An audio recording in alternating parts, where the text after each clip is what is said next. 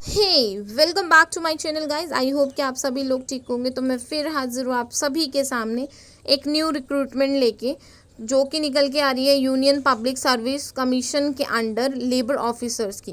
तो ये देख लीजिए, यहाँ पे परमानेंट पोस्ट देखने के लिए मिलेगी। सैलरी की बात करते हैं तो 60,000 रुपीज़ के अराउंड आपका सैलरी पैकेज यहाँ रहने वाला है। प्लस में कोई भी ग्रेजुएट कैंडिडेट यहाँ पे अप्लाई कर सकता है। तो देखते हैं क्या इसका प्रोसेस रहने वाला है और कहाँ से रिक्रूटमेंट निकल के आ रही है, कितने पोस्ट हैं और कब इसका डेट है अप्लाई करने का। तो अगर आप मेरे चैनल पे न्यू हैं तो मेरे चैनल को लाइक कीजिए, शेयर कीजिए और सब्सक्राइब कीजिए डेली की न्यू नोटिफिकेशंस पाने के लिए। तो ये देखिए गाइज, ये है इनकी ऑफिशियल वेबसाइट। यहाँ पे वैकेंसी नंबर है, post and labour enforcement officers and ministry बात करते हैं तो ministry of labour and employment निकल के आ रही है। तो यहाँ देखिए, ये लिखा हुआ यूनियन पब्लिक सर्विस कमीशन के अंडर से हम बताते हैं तो ये वैकेंसी का नीचे डिटेल्स है आप सभी के सामने जो दिख रहे हैं स्क्रीन पे। तो ये देखिए, officers of this chief labour commissioner contractual organisation का नाम है ये। यूआरए की 23, ईडब्ल्यूएस की 4 है, ओबीसी की 6 है, एससी की 3 है, एसटी की 6 है और पीडब्ल्यूडी की 2 वैकेंसी निकल के आ रही है। तो ये देखिए, टोटल जो वैकेंसी की बात कर लेते हैं तो ये नीचे मैं आपको दिखा देती हूँ इसका एज क्या क्वालिफिकेशन रहने वाली है। तो ये देखिए, सैलरी की बात करते हैं तो 7th पे कमीशन मिलेंगे, यानी कि 45,000 से 1,42,000 के अराउंड। एज की बात करते हैं 30 year age on checking day, not exceeding 35 years for schedule casted as candidates as on closing date in respect of the vacancy। तो ये देख लीजिएगा, 30 आपकी एज होनी चाहिए, 35 अराउंड। एजुकेशन की बात कर लेते हैं तो वो भी सब कुछ मेंशन किया हुआ है। डिग्री होनी चाहिए discipline commerce, economics, sociology, social work as the one subjects में।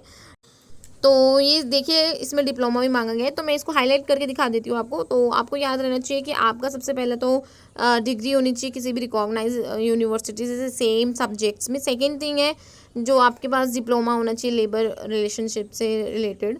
तो ये देखिए, not qualification are relaxable at the description of the union public service commission for reason to be recorded in writing in case of the candidates otherwise well qualified.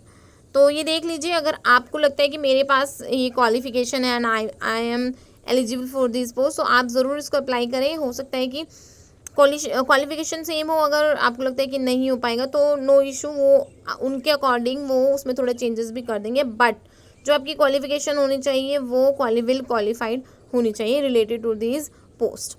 तो ये थी इसकी as की बात हमने जो कर ली है। सेकेंड चीज़ है कि इसकी जो क्वालिफिकेशन की बात करनी थी, क्वालिफिकेशन भी क्लियर हो चुका है। अब देखते हैं एक्सपीरियंस में इन्होंने क्या बोला गया है। क्या इनको एक्सपीरियंस्ड कैंडिडेट्स की हायरिंग कर रहे हैं ये लोग, या फिर ये ऐसे एज अ फ्रेशर भी रख लेंगे। तो ये देखिए, नीचे लिखा हुआ है आप सभी के सामने, 1 year experience in labour law और लेबर वेलफेयर और लेबर रिलेशनशिप। तो ये देखिए, डिज़ायरेबल है, कोई ऐसा नहीं है कि होना ही चाहिए। डिज़ायरेबल इट मीन्स है तो ओके है, नहीं है तो भी ओके है। तो ये आपके अकॉर्डिंग, अगर 1 साल का आपके पास एक्सपीरियंस है तो चलेगा। ड्यूटी भी देख लीजिएगा आप, instructions inspectors of the establishment enforcement of labour law और prosecution of causes of the defaulters, conciliations of industrial disputes. तो ये आपकी ड्यूटीज़ रहने वाली हैं, जो कि आप ड्यूटीज़ हैं आप देख लीजिएगा एक बार, आप जैसे इस नोटिफिकेशन को डाउनलोड करेंगे अपने अकॉर्डिंग। और प्रोबेशन 2 ईयर का है। हेडक्वार्टर आपका न्यू दिल्ली में रहने वाला है। अदर डिटेल्स आप देख सकते हैं, general central services group B, gazetted non gazetted post, the post is permanent. तो यहाँ पे क्लियर करा हुआ है कि आप 2 ईयर तक पहले तो प्रोबेशन है और उसके बाद हेडक्वार्टर आपका पता चल गया है न्यू दिल्ली विद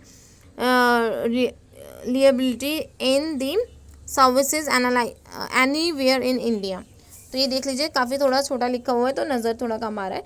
तो ये है कि दिल्ली में आपकी पोस्टिंग होगी, प्लस में आपके जो ये पोस्ट रहेंगे वो प्योरली परमानेंट रहेंगे, यहाँ पे मेंशन किया हुआ है। Government by the new pension scheme. तो ये आप एक बार इसको अच्छे से पढ़ लीजिएगा। मेरे अकॉर्डिंग तो बहुत अच्छी वैकेंसी निकल के आ रही है। जिनके पास भी नोटिफिकेशंस पहुंच जाए वो इसके वेबसाइट पे ज़रूर विजिट करें। देखिए, जैसे आप इसके ऑफिशियल वेबसाइट पे आएंगे तो रिक्रूटमेंट में जाके सेकंड ऑप्शन पे जैसे इसको ओपन करेंगे तो आपके सामने ये इंटरफेस निकल के आएगा जो मैंने आपको बता दिया है। ये देखिए विज्ञापन संख्या, एक बार इसका स्क्रीनशॉट भी ले सकते हैं। तो ये देखिए अलग अलग इन सभी की वैकेंसी निकल के आ रही है यहाँ पे। तो अगर आप इन सब के लिए भी इंटरेस्टेड है तो आप इन सब के लिए भी अप्लाई कर सकते हैं, आप इसको इनको ओपन कर सकते हैं। एक वैकेंसी के साथ आपको कितनी सारी वैकेंसीज देखने के लिए मिल रही है। तो आई होप कि आपको समझ आया होगा। तो आप इनकी वेबसाइट पर ज़रूर जाएं। अंतिम तिथि देख लीजिए 29 सितंबर को, जो कि ऊपर मेंशन किया हुआ है। और ये सभी पोस्ट निकल के आ रही हैं। तो हो सकता है अगर आप साइंटिस्ट में हैं या फिर junior scientist officer, deputy director in computer and system division, जो भी अगर आप अप्लाई करना चाहते हैं तो आप इन पोस्ट में जाके एक बार देख सकते हैं। तो आई होप कि ये वैकेंसी आप तक पहुंच जाए। जो भी कैंडिडेट्स क्वालिफाइड है या फिर एलिजिबल है तो आप इन सभी वैकेंसी पे अप्लाई कर सकते हैं। तो आज की वीडियो यहीं तक, मिलते हैं नेक्स्ट वीडियो में।